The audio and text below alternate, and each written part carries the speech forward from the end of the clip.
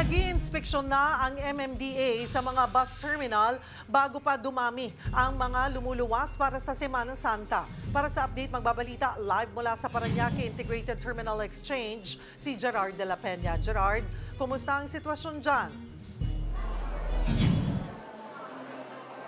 Alam mo, Cheryl, dito sa PTEX ay parami ng araw ng parami ang mga pasaherong bumabiyahe ahead of the Holy Week. Kasi ang napansin ng pamunuan ng PTEX ay maraming nagsamantala doon sa araw ng Kagitingan holiday, kaya ang gagawin ng iba ay dire-diretso na. At naikwento rin sa atin, marami kasing moving up ceremonies o yung mga graduation ceremonies sa mga probinsya. Kaya ngayon pa lang ay marami nang uuwi. Pero ang ina-expect pa rin nila talagang peak dito o yung may pinakamaraming bilang ng pasahero ay sa Miyerkules Santo dahil marami yung sasagarin naman yung araw ng trabaho.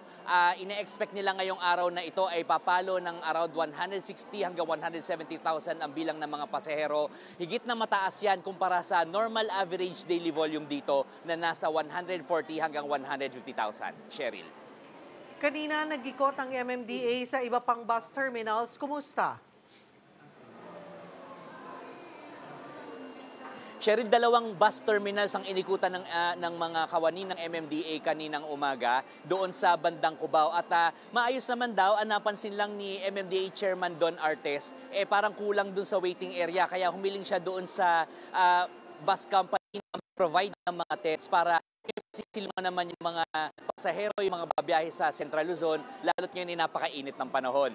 Napansin din doon ng MMDA na sa ngayon medyo fully book na yung ibang biyahe, kaya yung payo nila doon sa mga may balak bumiyahe ngayon pa lang ay mag-secure na nilang kanilang ticket, magpa-book na, kung merong online booking ay gawin na iyon ngayon pa lang. Cheryl. Maraming salamat, Gerard de la Peña.